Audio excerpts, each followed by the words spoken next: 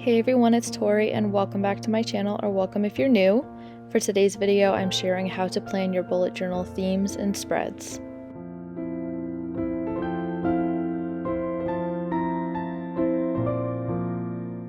So these are what I like to call my planning pages, and I set them up right in the beginning of my bullet journal. And you can see me set up all of these spreads in my 2021 bullet journal setup, which will be linked in the cards and down below if you're interested. When I pick themes, I usually reference my theme ideas spread, which is just a running list of bullet journal themes I've had in the past. And today we are going with the Winnie the Pooh theme, which I just so happen to have right here. I'm actually filming this before my April plan with me, which is kind of weird because I'm revealing the theme before I'm actually filming the video. But you're going to be seeing this after the plan with me is live, so the plan with me will also be linked down below and in the cards if you're interested in that. As you can see, I already have March, February, and January set up. So January I had a board games theme, February I had a gumball machine theme, and March I had a boho dreamcatchers theme. So over here we will be doing April.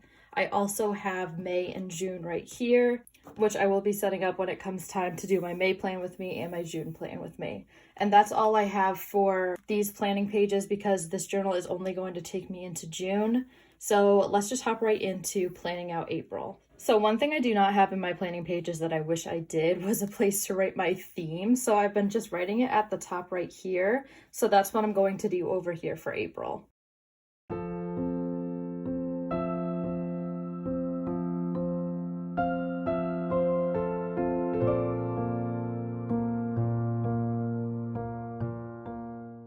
So I just wrote with my regular handwriting right here, and then I wrote Winnie the Pooh in cursive, which I've been doing for the past couple months, and I just wanted to keep it consistent. Once this dries, I'm going to highlight it with my N95 tombow, which is this really light gray, so I can keep that consistent as well. We are now moving on to this section right here, which is my color palette, and I just like using my Uniball Signo white gel pen to write on top of it. If you're going to be writing white over black, I highly recommend that you use the Tombow Fudenosuke instead of the dual tip brush pen, because then it ends up looking like this and you can totally see a difference. Do you see how it grays out a little bit over here? And this looks super bright white. So this is the Tombow dual brush pen that I used with black, and this is the Tombow Fudenosuke. So just a little pro tip for you. Really also like using the Uniball Signo white gel pen instead of the Jelly Roll over here because this one's a lot thicker so it shows up a lot better, but that's just personal preference. All right, I'm going to write color palette right here. So my color palette for the Winnie the Pooh theme, I decided to go for a lot of Tombow dual brush pens. I usually only pick like a specific variety, like March I did green, and then January I just kind of stuck with browns with this pop of red. This one I stuck with a lot more colors than I usually do, but they're all pastel tones. This one's just kind of a mishmash, but for this month I'm doing sketches based on Ernest H. Shepard's illustrations in the original Winnie the Pooh, and these colors just kind of spoke to me. They're a little bit muted and kind of more old school, so this is the color palette I'm going for. I just had it tied up with this little hair elastic. So I'm just going to take this off, and I'm going to do little squiggles or lines just in these boxes and write down what number they are and what brand it is. So TDB means Tombow Dual Brush Pen, CST means Crayola Super Tip, this is Tombow Fudenosuke. So I just like to abbreviate it so I know which ones to use, and so I can refer back to it if I need to.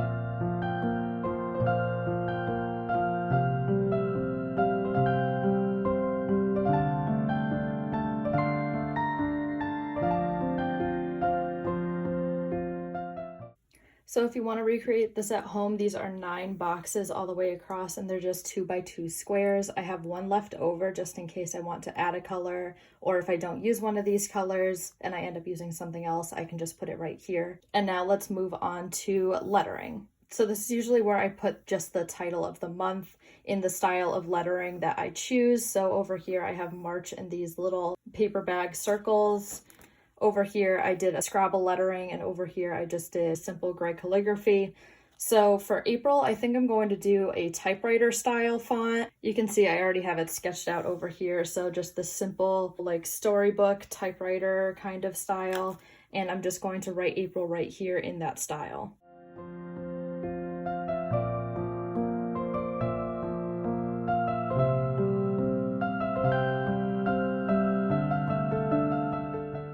I'm going to use my Micron 08 because I want this to be super thick. So I really like the way that this makes titles look when I really want it to stand out.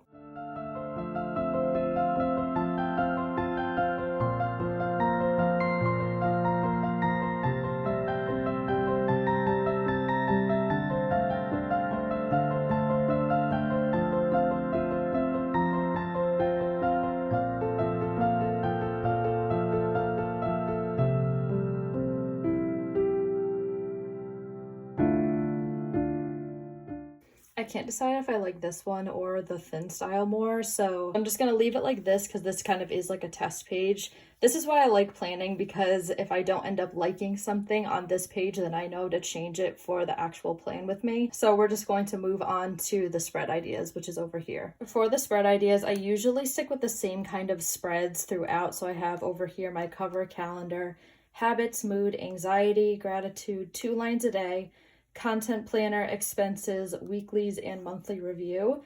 This month I'm actually omitting 2 of those. So I'm omitting the mood and the content planner for this month because I just find that I don't really use them, or I don't really reference them all that much. So that's what's nice about having the spreads right here, so I can remember which spreads I'm doing this month and which spreads I'm taking away.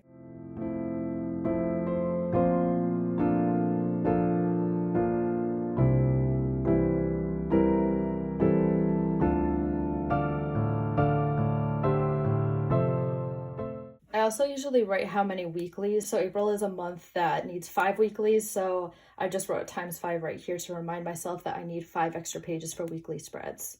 I am now going to skip the washi tape part for now because I'm honestly not sure if I'm going to use washi tape in these spreads, but I'm going to go over to the doodles side. So for doodles, obviously over here, I mainly used my Cricut. So I just kind of wrote Cricut right here and cut out little parts of what I used for the month of March. You can kind of see over here, I just did a couple little doodles of a sorry piece and a domino for my board games theme.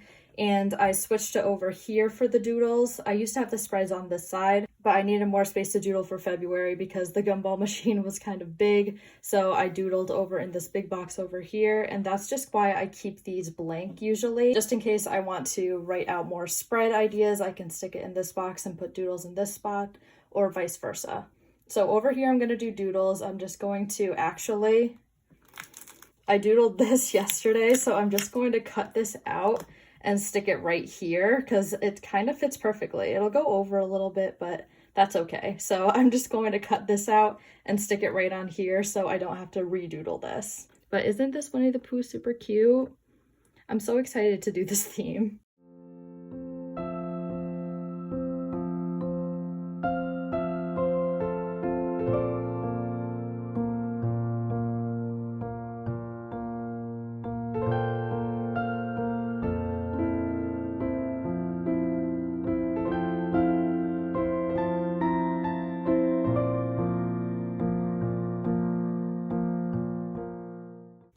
The cutting and pasting job isn't super perfect, but it still does the job. So like I said, I like to just do one doodle over here. I'm obviously not going to doodle Pooh Bear for the entire theme on every single page, but I just kind of like to get what style I'm working with. So this is like more of a sketchy style and really muted colors, and you can see how the color palette works with the sketches. But this just kind of shows the style of doodles and sketches that I'm going to be doing throughout the theme. So the last order of business on this page is right here, which is usually where I put washi. But if I don't use washi, I guess I could just put like a theme down here or anything else that I want to add to my spreads that I don't usually add. as like just a reminder that I need to add it. If you're going to be recreating this in your own journal, you honestly don't have to set it up the exact way that I do. I've seen a couple people recreate this and they put like their theme down here. They don't have to add doodles. It really is just kind of a free-for-all, but it does let you organize your thoughts and kind of your planning techniques for the month, which that's what I really like about these pages. So if I do end up using washi tape, I'm probably going to use these, which I got from Amazon, and I will link them down below if you're interested. I really like them because of how thin and muted toned they are, and I think it would look really good with these sketches. So I'm just going to put a couple of these washis right down here to remind myself that I can use washi, and this would look good with the theme if I do want to use it.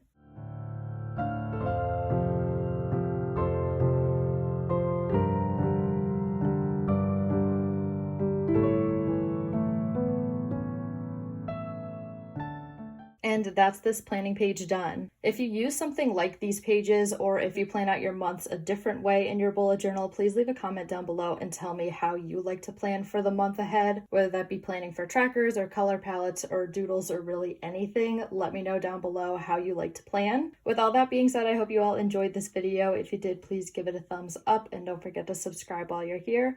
Also, don't forget to check out my bullet journal Instagram at creative-coffee-grinds for more bullet journal content like this. Thank you so much for watching, and I will see you in the next one. Bye!